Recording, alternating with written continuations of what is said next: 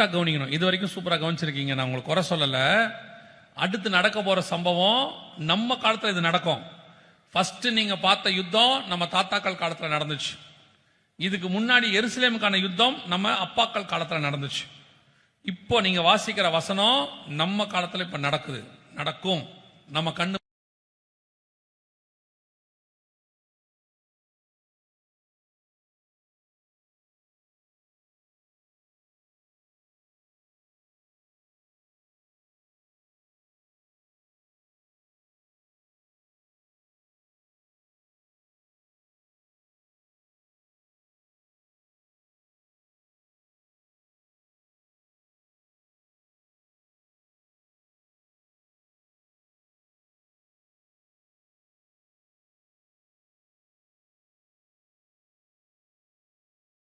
இதான் நீங்க பாக்குறது. இது எதுக்காக ஆரம்பிக்கப்பட்ட யுத்தம் அப்படின்னு பாத்தீங்கன்னு சொன்னா, இஸ்ரவேலுடைய மலைக்காக ஆரம்பிக்கப்பட்ட யுத்தம். எந்த மலைக்காக அப்படின்னு கேட்டீங்கன்னா, இது இருக்கு பாத்தீங்களா, இதுக்கு பேரு டெம்பிள் மவுண்ட் அப்படின்னு பேர். இதுக்கு பேர் என்னது? டெம்பிள் மவுண்ட், அதாவது தேவாலய மலை அப்படின்னு பேர். அதாவது தேவாலய மலை அப்படின்னு பேர். கடந்த 2023 அக்டோபர் மாசம் 7ஆம் தேதி ஹமாஸ் இந்த யுத்தத்தை ஆரம்பிச்சாங்க. எதுக்காக ஆரம்பிச்சாங்கன்னா, இந்த மலை எங்களுக்கு வேணும் அப்படின்னு அவங்க கேட்கறாங்க. எதுக்காக இந்த மலை எங்களுக்கு வேணும்னு அவங்க கேட்கறாங்கன்னா, அங்க ஒரு வழிபாட்டு தலம் இருக்கு. அது அவங்களுடைய வழிபாட்டு தலம். ஏறக்குறைய 1000 வருஷமா அங்க இருக்கு. கிபி 1000 அது கட்டப்பட்டது. ஒரு 1000 வருஷமா அது அங்க இருக்கு. சோ இப்ப அவங்க என்ன சொல்றாங்கன்னா, உலகத்துல உள்ள எங்களுக்கு மிக முக்கியமான 10 இடங்கள்ல இது ஒரு மிக முக்கியமான புனித இடம். சோ இந்த மலை எங்களுக்கு தான் வேணும், இதை நாங்க தரமாட்டோம் அப்படின்னு அவங்க சொல்றாங்க. ஆனா 1967 முழு எருசலேமும் யூதங்கிட்ட வந்துருச்சு. ஆனாலும் யூதன் என்ன பண்றானா, இந்த இடத்தை பத்திரமா பாதுகாத்துக்கிட்டு இருக்கான். ஏன்னா ஊர்ல ஒரு சட்டம் இருக்கு, மத்த எந்த வழிபாட்டு தலத்தையும் இடிக்க கூடாதுன்னு ஒரு சட்டம் இருக்கு. 1968 அதை போட்டாங்க. இருக்கு, இன்னும் அந்த சட்டம் இருக்கு, அப்படியே இருக்கு. சோ அதனால இதை பத்திரமா வச்சிருக்கான். இப்ப அவங்க என்ன சொல்றாங்க, இல்ல எங்களுக்கு இந்த இடம் வேணும், இந்த மலை மட்டும் எங்ககிட்ட கொடுத்துருங்க அப்படின்னு சொல்லிட்டு, அதுக்கு அவங்க ஒண்ணு சொல்றாங்க, எருசலேமை 2ஆ பிரிங்க, பாதி எங்கிட்ட கொடுங்க, பாதி இஸ்ரவேல்கிட்ட கொடுங்க. புது சிட்டி, நியூ சிட்டியை இஸ்ரவேலுக்கும், இந்த இடத்தை எங்களுக்கு கொடுத்துருங்க, ஓல்டு சிட்டி இதை எங்ககிட்ட கொடுத்துருங்க அப்படின்னு கேட்கறாங்க. யூத என்ன சொல்றான், 1000 வருஷமா இது உங்க வழிபாடு தலம் இருக்கு, ஆனா எங்களுடையதான தேவாலயம் இதே இடத்துல இருந்துச்சு. எப்ப இருந்துச்சு? 2000 வருஷத்துக்கு முன்னாடி ஒன்னு இருந்துச்சு, அதுக்கு முன்னாடி ஒன்னு இருந்துச்சு. மொத்தம் 2 தேவாலயம் இருந்துச்சு, 2ம் இங்கதான் இருந்துச்சு. இதுலயும் இன்னொன்னு இருக்கு, எங்களுக்கு இன்னொரு தேவாலயம் வரும், 3வது தேவாலயம் வரும், அது இங்க வரும்னு எங்க பைபிள்ல இருக்கு. இதுவரைக்கும் எங்க பைபிள்ல சொன்னதெல்லாம் நடந்துச்சுன்னா 3வது தேவாலயமும் வரும், அதனால இந்த இடத்தை நான் தரமாட்டேன்னு அவன் சொல்றான். சரி, இந்த இடம் யாருக்கு சொந்தம்? இது உண்மையிலேயே இந்த இடத்துல தேவாலயம் இருந்துச்சா அப்படிங்கறத நீங்க கொஞ்சம் பார்க்கறோம். இப்ப நம்ம பார்த்துட்டு முடிக்க போகிறோம். வாசிங்க 2 நாளாகமத்தின் புஸ்தகம் 3ஆம் அதிகாரம் 1வது வசனம் வாசி. 2 நாளாகமம் 3:1 வாசி. பின்பு சாலமோன் எருசலேமிலே தன் தகப்பனாகிய தாவீதுக்கு காண்பிக்கப்பட்ட மோரியா என்னும் மலையில். எந்த மலையில? மோரியா மலையில உங்களுக்கு என்ன ஞாபகத்துக்கு வருது? ஈசாக்கை பலி கொடுக்கும்படி ஆபிரகாம் கூட்டிட்டு போனார் இல்லையா, அந்த மலை. அதுலயும் பர்டிகுலர் ஒரு வார்த்தை இருக்கு பாருங்க, ஆதியாகமம் 22 3வது வசனம் வாசிங்க.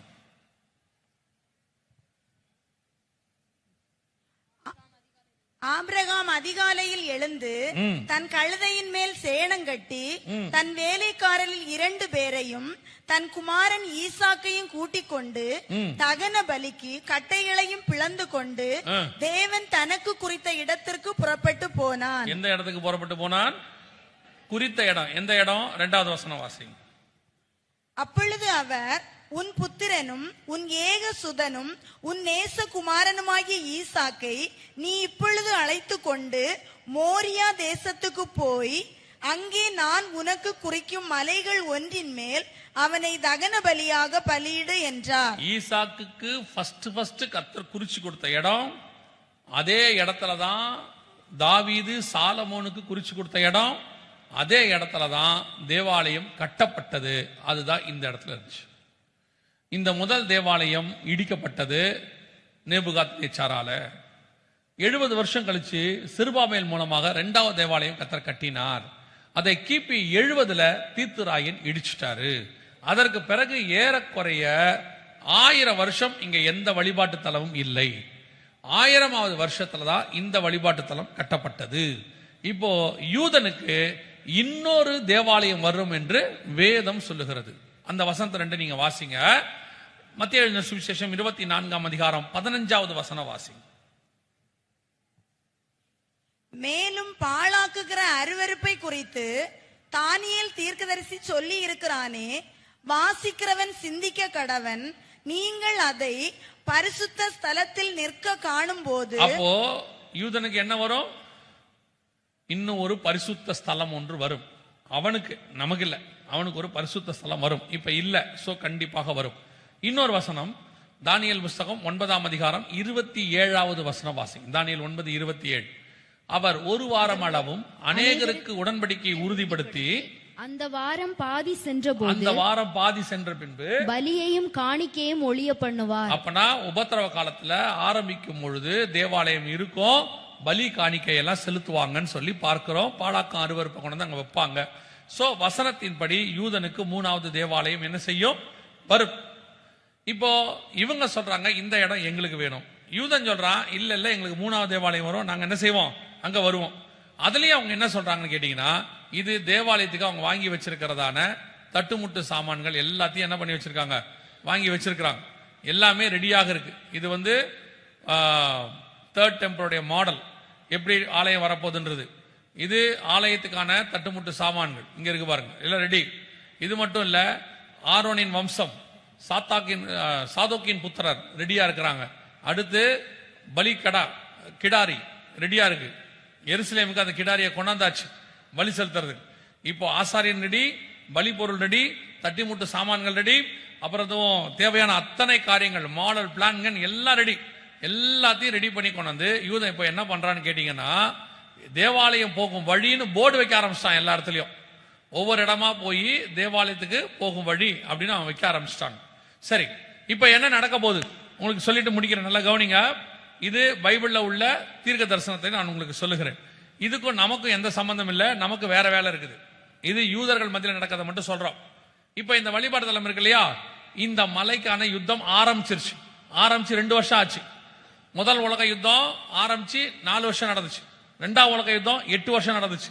இப்போ 3வது உலக யுத்தம், இதுக்கான ஸ்டார்டிங் பாயிண்ட் ஆரம்பிச்சிருச்சு. 2 வருஷமா நடந்துகிட்டு இருக்குது இந்த யுத்தம்.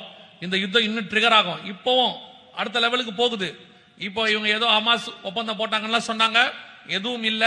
இஸ்ரேலுக்கு விரோதமாக இப்ப எல்லாரும் கூடக்குள்ள தொடங்கிட்டாங்க. ஈரான் அடிக்க ரெடி ஆயிருச்சு. சோ இது என்ன நடக்கும்னு கேட்டீங்கன்னா, இந்த யுத்தம் உச்சத்துக்கு போகும். உங்களுக்கும் எனக்கு எது அடையாளம் அப்படின்னு கேட்டீங்கன்னா, இந்த வழிபாட்டு தலம் இருக்கிற இந்த இடம் பாத்தீங்களா, இது முழுக்க யூதங்கிட்ட போகும். நல்லா கவனிங்க, இது முழுக்க யார்கிட்ட போகும்? யூதங்கிட்ட போயிடும். யூதங்கிட்ட போறது மட்டுமல்ல, இந்த இடத்தில் யூதர்கள் ஒரு பலிபீடம் கட்டுறதுக்காக ரெடி ஆவாங்க. பலிபீடம் கட்ட ரெடி ஆவாங்களான்னு கேட்டீங்கன்னா, பலிபீடம் கட்டி வச்சிருக்காங்க. அதை கொண்டு வந்து இந்த இடத்துல வைக்கணும். சோ அதுக்கு இவங்களுக்கு இந்த இடம் வேணும். அப்ப இந்த இடத்துல இருக்க அந்த வழிபாட்டு தலத்தை அவங்க ரிமூவ் பண்ணுவாங்க, அல்லது இயற்கையா விழும். இயற்கையா எப்படிங்க விழும் அப்படின்னு கேட்டீங்கன்னா, அதே எசேக்கியேல் 38:19 வசனம் சொல்லுது, அந்நாளிலே இஸ்ரவேல் தேசத்துல என்ன இருக்குது? பெரிய அதிர்ச்சி உண்டாகி. அந்நாளிலே இஸ்ரவேல் தேசத்துல பெரிய அதிர்ச்சி உண்டாகும். பெரிய அதிர்ச்சினா மெகா குவாக் இருக்கும் இங்கிலீஷ்ல. அப்படின்னா என்ன அர்த்தம்னா, குறைஞ்சபட்சம் 6 புள்ளிக்கு மேல ஒரு பெரிய பூகம்பம் ஒண்ணு, பூமி அதிர்ச்சி ஒண்ணு இங்க வரும். அந்த பூமி அதிர்ச்சியில இது விழுவதற்கு வாய்ப்பு இருக்கு. இல்ல யுத்தத்துல இதை தள்ளுவதற்கு ஏதோ ஒண்ணு செஞ்சு இதை எடுத்துருவாங்க. இதுதான் உங்களுக்கு எனக்கு அடையாளம். இந்த காரியம் நடந்த உடனே அவங்க அங்க பலிபீடத்தை கொண்டு வருவாங்க, பலி செலுத்த ஆரம்பிப்பாங்க. சோ 3வது தேவாலயத்துக்கான எல்லா காரியமும் வேதம் சொன்னபடி இப்ப ரெடியா இருக்கு. பலி பொருள் ரெடியா இருக்கு, பலி பீடம் ரெடியா இருக்கு, பலி செலுத்துவதற்கு ஆசாரியன் ரெடியா இருக்கிறான். நல்லா கவனிங்க, இது எல்லாம் ஏதோ உங்களுக்கு செய்தி கொடுக்கிறதுக்காக இல்ல. அதான் சொன்ன இந்த 20 நிமிஷம் ரொம்ப இம்பார்ட்டன்ட்னு. மத்த எதுலயுமே கான்சென்ட்ரேட் பண்ணாதீங்க, நல்லா கவனிச்சுட்டே இருங்க. பலி செலுத்துறதுக்கு ஆசாரியன் ரெடியா இருக்கான், பலி பொருள் ரெடியா இருக்கு, பலி பீடம் ரெடியா இருக்கு. அவங்க சொல்றாங்க, எங்களுக்கு இன்னும் இந்த இடம் மட்டும் தான் வேணும். அந்த இடத்துக்கான சண்டையும் ஆரம்பிச்சிருச்சு. யுத்தம் ஆரம்பிச்சு 2 வருஷம் ஆயிருச்சு. இந்த வருகிற வருஷத்துல அது பூகம்பமாக மிகப்பெரிய அளவிலே போகும். அப்ப நீங்கள் இந்த வழிபாட்டு தலம் அங்கு இல்லாமல் போகிறதையோ அல்லது யூதன் ஒரு பலிபீடம் கட்டுகிறதையோ நீங்கள் பார்ப்பீர்களானால் அதுதான் உங்களுக்கும் எனக்குமான கடைசி நிமிஷம் அடையாளம் அர்த்தம். அதுக்கப்புறம் எப்ப வேணாலும், அதுக்கப்புறம் எந்த செகண்ட் வேணாலும் வருகை வரும். எப்படி எதை வச்சு நீங்க சொல்றீங்க அப்படின்னா, 2 வசனத்தை இப்ப நீங்க வாசிக்க போறீங்க, நம்ம முடிக்க போகிறோம். முதல் வசனம் வாசிங்க, லூக்கா 21:24 வாசிங்க. லூக்கா 21:24 வாசிங்க. பட்டய கருக்கினாலே விழுவார்கள், சகல புறஜாதிகளுக்குள்ளும் சிறைப்பட்டு போவார்கள், புறஜாதியாரின் காலம் நிறைவேறும் வரை. நல்ல கவனிங்க, புறஜாதியாரின் காலம் நிறைவேறும் வரை எருசலேம் புறஜாதியாரால் மிதிக்கப்படும். எருசலேம் புறஜாதியாரால் மிதிக்கப்படும். அப்படி அர்த்தம் என்னன்னா, இந்த இடம் முழுக்க எல்லாம் சொல்றீங்கன்னா அதே லூக்கா 21:28 வாசிங்க பாப்போம். 21:28. இவைகள் சம்பவிக்க தொடங்கும் போது, தொடங்கி 2 வருஷம் ஆயிடுச்சு. உங்கள் இருங்க, இவைகள் சம்பவிக்க தொடங்கி 2 வருஷம் ஆயிடுச்சு. தொடங்கும் போது ஆண்டவர் அப்ப எழுதினாரு. அத்திமரம் துளிர்க்கும் போதுன்னு சொன்னாரு. இஸ்ரவேல் வரத பத்தி துளிர்த்து 77 வருஷம் ஆயிடுச்சு. எருசலேம் ஸ்தானத்துக்கு வரும்னு சொன்னாரு, வந்து 50 வருஷம் ஆயிடுச்சு. பலி செலுத்தப்படும் சொன்னாரு, பலிக்கான எல்லாம் ரெடியா இருக்கு. பைபிள்ல சொன்ன தீர்க்க தரிசனங்கள்லாம் நடக்கும்னு சொன்னதெல்லாம் நம்ம காலத்துல நடந்துட்டு இருக்கு இந்த 77 வருஷத்துல. அதுல பர்டிகுலரா இந்த வசனம் இவைகள் சம்பவிக்க தொடங்கும் போதுன்னு கர்த்தர் சொன்னது தொடங்கி 2 வருஷம் ஆயிடுச்சு. இவைகள் சம்பவிக்க தொடங்கும் போது வாசிங்க, உங்கள் மீட்பு சமீபமாய் இருப்பதால், உங்கள் மீட்பு சமீபமாக இருப்பதால் நீங்கள் நிமிர்ந்து பார்த்து உங்கள் தலைகளை உயர்த்துங்கள். இந்த காரியங்கள் எல்லாம் சம்பவிக்க ஆரம்பிக்கும் பொழுது உங்கள் மீட்பு சமீபமாக இருப்பதால் நீங்கள் நிமிர்ந்து பார்த்து தலைகளை உயர்த்துங்கள். இதுதான் உங்களுக்கு கொடுக்கப்படுகிறதான கடைசி எச்சரிப்பு, கொடுக்கப்படுகிற அடையாளம். நம் கண்களுக்கு முன்பாக இவைகளெல்லாம் சம்பவிக்க தொடங்கிடுச்சு. இந்த 75 வருஷத்துல மட்டும்தான் இதெல்லாம் நடந்திருக்கு. 75 வருஷத்துல ஒரு தேசம், ஒரு இனம், ஒரு தலைநகரம், ஒரு தேவாலயத்துக்கான சண்டை, அதற்கானதான பலிப்பொருள், பலி செலுத்த வேண்டிய ஆசாரியன், அத்தனையும் ரெடி. இன்னும் உங்களுக்கு உணர்வு வரல, இல்ல கடைசி காலம் இல்ல, இன்னும் காலம் செல்லும், இன்னும் நான் அந்த காலத்து செய்யணும், இதை செய்யணும், இன்னும் 50 வருஷம் கழிச்சு இன்சூரன்ஸ், 75 வருஷம் கழிச்சு என் பேரப்பிள்ளைக்கு அது நீங்க நினைச்சுட்டு இருந்தீங்கன்னா நோவா காலத்து ஜனங்களுக்கு ஈக்குவலா மாறிடுவீங்க. வசனம் சொல்லுது மத்திய 24:37-38 நோவின் காலத்தில் எப்படி நடந்ததோ அப்படியே மனுஷகுமார் வரும் காலத்திலும் நடக்கும். எப்படி எனில், புசித்தும் குடித்தும் பெண் கொண்டும் பெண்ணெடுத்தும் வெள்ளம் வந்து வாரி கொண்டு போகும் அளவும் உணராதிருந்தார்கள். இப்போ ஒரு சந்ததி அப்படிதான் உட்கார்ந்து இருக்கு எல்லா இடத்துலயும். கண்களுக்கு முன்பாக 77 வருஷமா இவ்வளவு நடக்குது. ஒரு ஒரு ஒரு சத்தியத்தை கேட்ட உடனே நினிவே ஜனங்க 40 நாள் உபவாசிச்சானாமா, ஒரு சத்தியத்தை கேட்ட உடனே. ஆனா இவ்வளவு அடையாளங்களை பார்த்த பிறகு ஒரு ஜனத்திற்கு, சபைக்கு அவர்களுக்குள்ளே உணர்வு வரல, தேவனை சந்திக்கணுங்கிற பயம் வரல. உன் தேவனை சந்திக்கும்படி ஆயத்தப்படுன்னு சொல்லுது, அதற்கான ஆயத்தம் இல்ல. மனுஷகுமாரனுக்கு முன்பாக நிற்க பாத்திரங்களா இருக்கும்படி விழித்திருந்து ஜெபம்ங்கிறதுக்கு இல்ல. இன்னும் வழக்குக்கும் வாதுக்கும் லேண்டுக்கும் ஆசீர்வாதத்துக்கும் தான் ஜெபம் போயிட்டு இருக்கு. இன்னும் வாக்குத்தத்தத்துக்கு பின்னாடி தான் சபை ஓடிட்டு இருக்கு. சபை இன்னும் மணவாளனை எதிர்பார்த்து காத்திருக்கிற மணவாட்டியா இல்ல. நம்ம காலத்துல நடக்க வேண்டியது இவன் சொல்றேன், இதெல்லாம் வருகைக்கு முன்பாக நடக்க வேண்டியது நடந்துருச்சு. இன்னும் நடக்க வேண்டியது வருகைக்கு பின்னாடி உள்ளது. உபத்திரவ காலத்துல நடக்க வேண்டியதுல தீர்க்கதரிசனம் இருக்கு. அது இப்ப நமக்கு தேவையில்லை. நாம வருகையில போக வேண்டியவங்க. நம்ம ஆயத்தப்பட்டிருக்கிறோமா? நாம எந்த அளவுக்கு ரெடி ஆயிருக்கிறோம்? நம்ம கண்ணுக்கு முன்னாடி இயேசு வருவதற்கு முன்பதாக நடைபெற வேண்டிய எல்லா காரியங்களும் நடந்துருச்சு. உங்களுக்கு தெரியணும். அதான் ஆரம்பிக்கும் போது சொன்னேன், ஒரு நாள் வருகை என்று சொல்லிக் கொண்டிருந்த காலம் போய் நாங்கள் 365 நாள் வருகை குறித்து பேசிக் கொண்டிருக்கிறோம் ஏதோ ஒரு இடத்துல.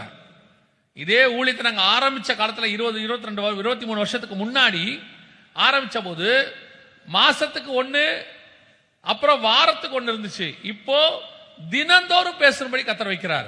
ஒரு அர்ஜென்சி இருக்கு. மணவாளன் வருகிறானுங்கிற சத்தம் கேட்க தொடங்கிருச்சு. சபைக்கான மிக முக்கியமான எச்சரிப்புகள் கொடுக்கப்படுகிற காலகட்டம் வந்துருச்சு. இனி காலம் செல்லாது. இனி நாம் மணவாளனை சந்திக்க வேண்டிய இடத்துக்கு வந்துட்டோம். ரெடியா இருக்கிறோமா? 1 கொரிந்தியர் 11:31 சொல்லுது, நம்மை நாமே நிதானித்து அறிந்தோமானால் நாம் நியாயம் தீர்க்கப்படும். நம்மளை ஆராய்ந்து பார்க்க வேண்டிய இடத்துக்கு வந்துட்டோம். இன்னும் சபை அந்த இடத்துக்கு இல்ல. சக விசுவாசி ஆராய்ந்து பார்க்குது, பக்கத்தில் உள்ள சபை ஆராய்ஞ்சு பார்க்குது. அந்த டினாமினேஷனுக்கு நான் பரவாயில்ல, அந்த ஊழியக்காரனுக்கு நான் பரவாயில்ல, இந்த விசுவாசிக்கு நான் பரவாயில்ல. ஆண்டவர் சொல்றாரு, இது அதுக்கான காலம் அல்ல, வலதுபுறம் இடதுபுறம் பார்க்கறதுக்கான நேரம் இல்ல. இனி ஒரே ஒன்று காலம் இருக்கிறது, ராஜாவை சந்திக்கிற காலம். அல்லேலூயா, அல்லேலூயா. நாம் அத்தனை பேரும் கர்த்தர் வரும்பொழுது இங்க எப்படி உட்கார்ந்து அவரை ஆராதிக்கிறோமோ அதே மாதிரி அவரோடு கூட பறந்து போய் பரலோகத்திலே ஆராதிக்கிறவர்களாய் காணப்பட வேண்டும்.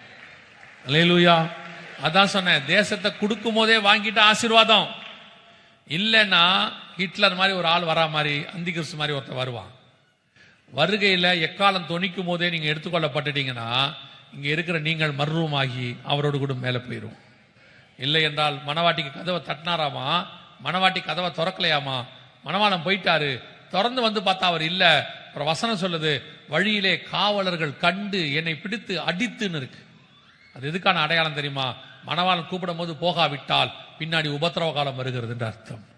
உபத்திரவ காலத்துக்கு தப்பிக்கும்படி கர்த்தர் உங்களுக்கு எனக்கும் வாய்ப்பு கொடுத்திருக்கிறார். அல்லேலூயா. நாம் ஜெபிக்க போகிறோம். எழுந்திரிக்கலாமா? நம்ம தேவ சமூகத்தில் நம்மளாம் எழுந்திரிக்கலாமா?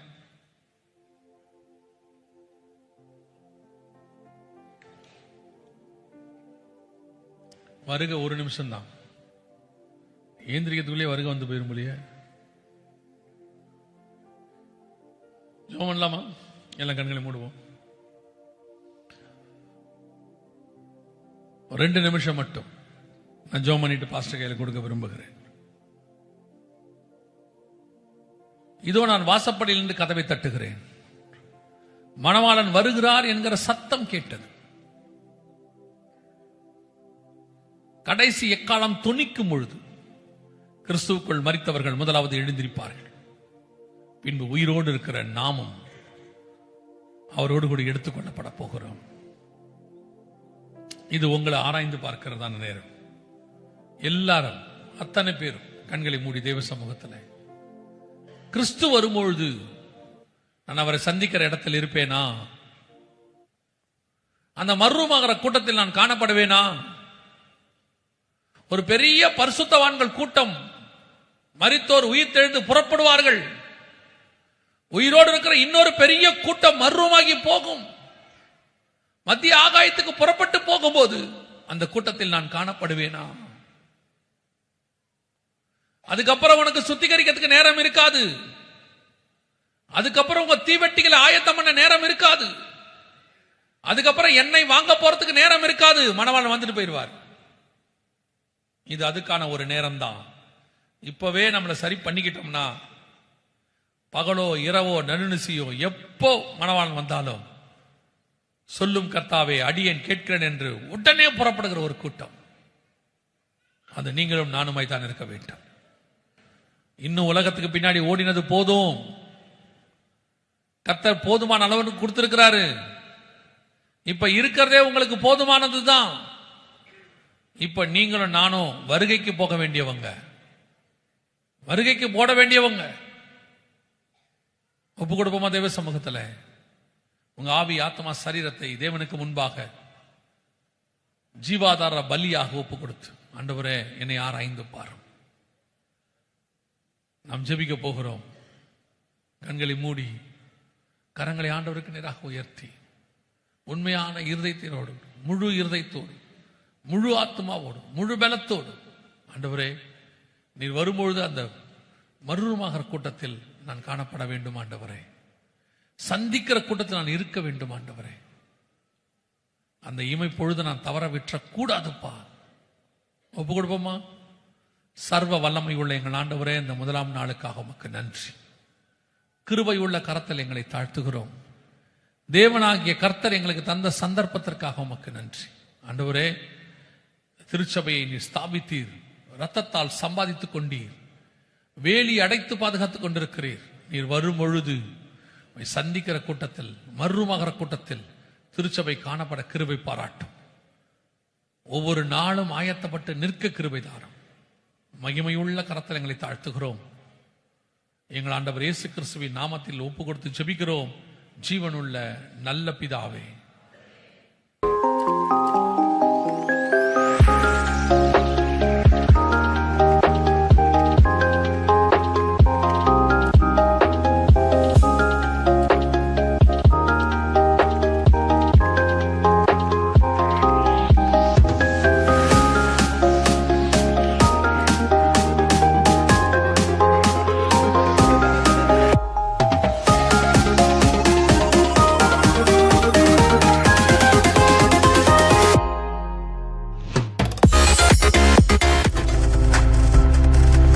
நீங்கள் பார்த்துக் கொண்டிருப்பது உங்கள் ஜாய் டிவி. உங்கள் துக்கம் சந்தோஷமாய் மாறும்.